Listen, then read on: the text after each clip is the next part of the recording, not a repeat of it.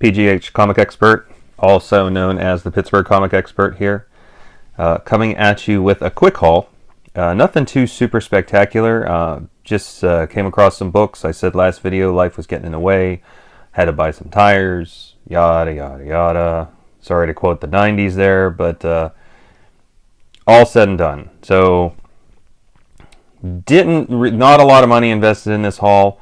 It's like I said, it's a real small haul video, but hey, they're all great books. So I want to get this one in here, and I didn't want to merge it with the Vault. I'm actually reshooting the Vault. Today is Friday, so I will be reshooting the Vault video either tomorrow or Sunday, and gonna flare it up a little bit compared to what I did the first time.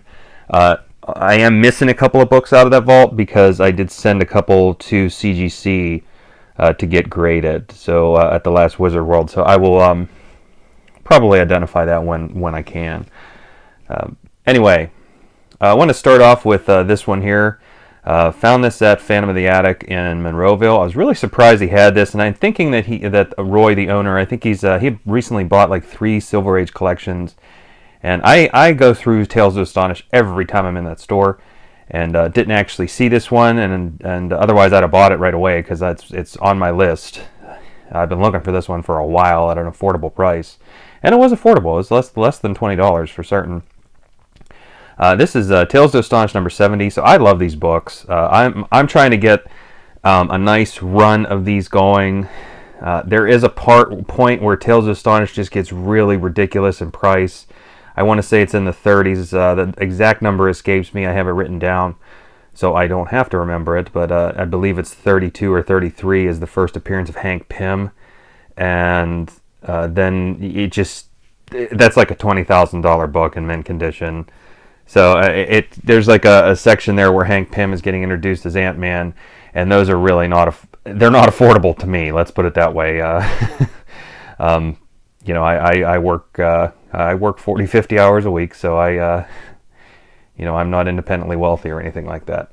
So, however, you do get to a certain point in that run that it starts to get affordable. I believe like the first Giant Man, that's like 46, so Hank Pym figures out how to grow himself. And then 59 is the first appearance of the Hulk in that story. He just kind of takes over the book for a while. And then you've got number 70 here, which is... I'm looking for one before that, 62. I think that's the first leader. I think it's 662. I don't know. I have that number written down too. I don't have every single issue number memorized, but this one I did remember because it's number 70. This is the first time Namor actually appears in this book. So Namor takes over the book at this point with the Hulk, and sometimes they fight each other, and then sometimes they have their own story. So Namor's in it from issue 70 to 101. And once we get to 101, that's the final issue. What happens there is Hulk 102 starts. That's the continuation of the Astonish 101, the Hulk story. And Iron Man and Submariner number 1 is a one-shot because they didn't have a solo book yet for Namor or Iron Man. So Iron Man's story ended in Tales of Suspense number 99. So where Captain America got his own book at 100... Iron Man went on to do this combined one-shot story with Submariner in Iron Man and Submariner number 1. I'm also looking for that book, too. And then after that, they each got their own title. So that's so for you guys trying to piece all that together, the key books there are, if you want to get the final issues of these, Tales to Astonish 101 is a great one. Tales of Suspense 99 is a great one to pick up. And a really underrated one that I showed on a previous video was Strange Tales 168. That's the last issue before Doctor Strange takes over, and it becomes Doctor Strange 169.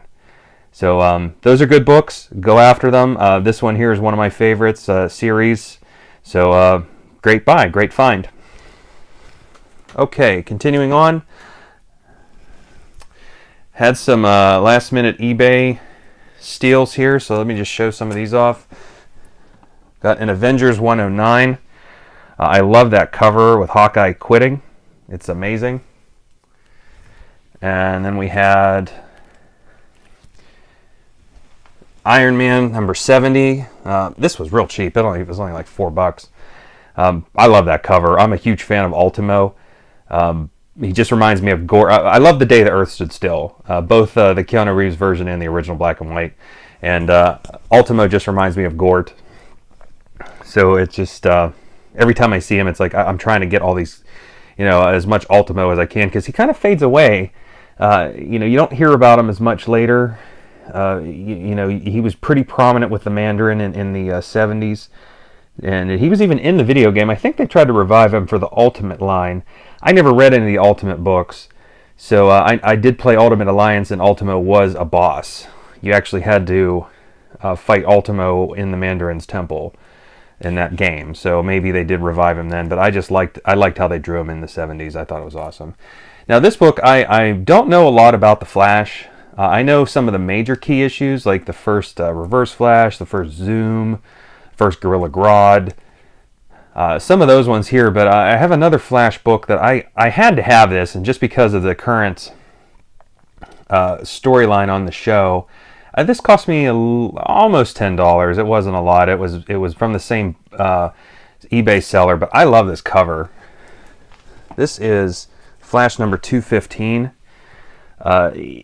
It's an amazing shape for its age, and it has, Barry Allen holding Jay Garrick, implying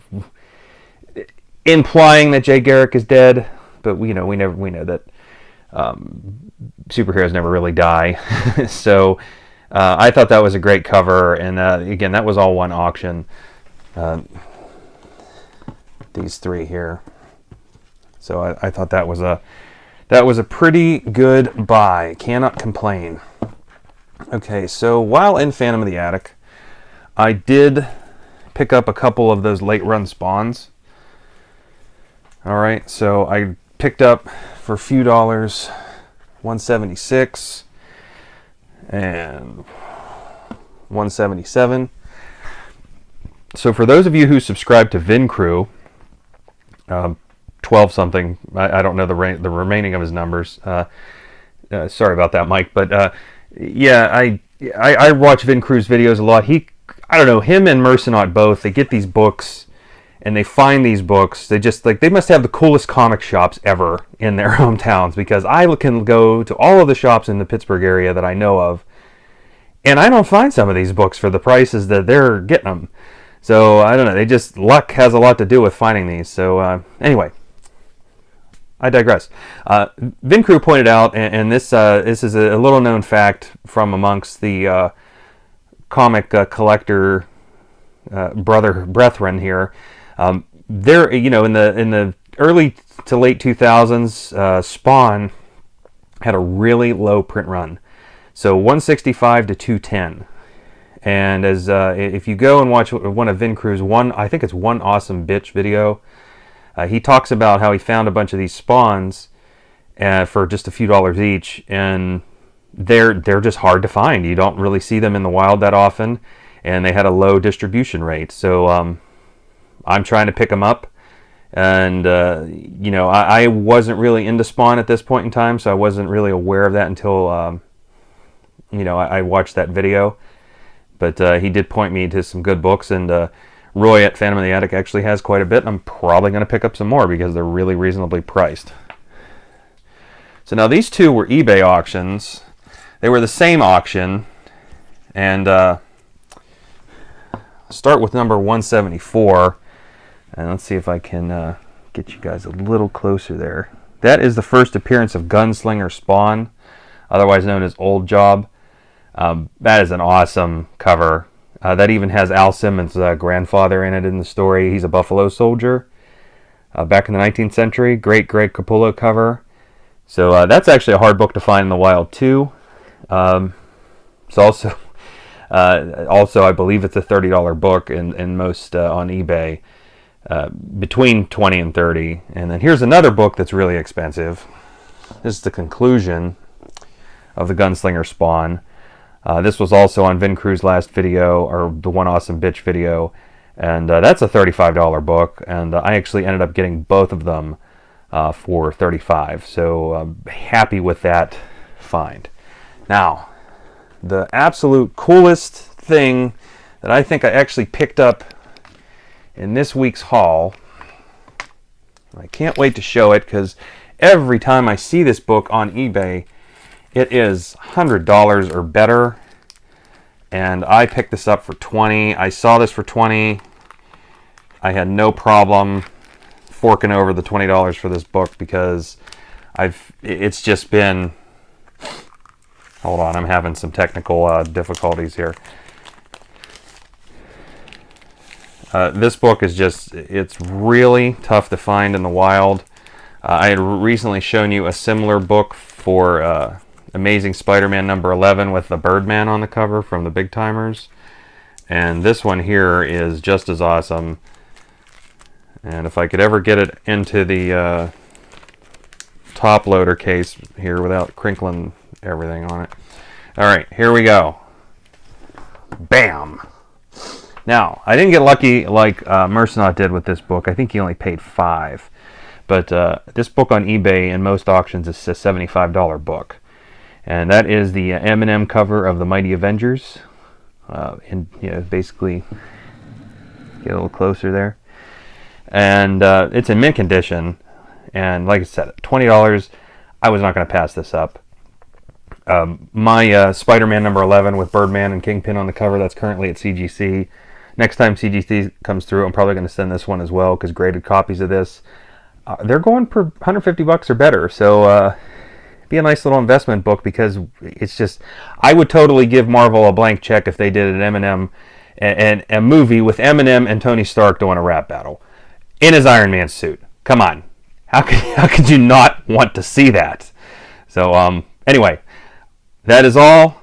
That's like I said, quick video, 12 minutes or a little bit more. I'm going to be shooting the vault this weekend. Look for that. Follow me on Twitter at PGH Comic Expert. I put that up the last time. I'll put it up again. So find me on Twitter. I'm sharing all my videos there, as well as pictures of books that I find in the wild. So keep the feedback coming, good or bad. If it's bad, just keep it clean, okay? Just give me some constructive criticism if there's something you don't like about my videos. And I liked, I'm a little new to this, so I would appreciate it if it's like, if you don't like it, at least tell me why or what you don't like about it, and maybe I can see if it's possible to tweak things a little bit, or try to please all my viewers. But of course, you can please everybody. All right, guys, keep collecting. Peace.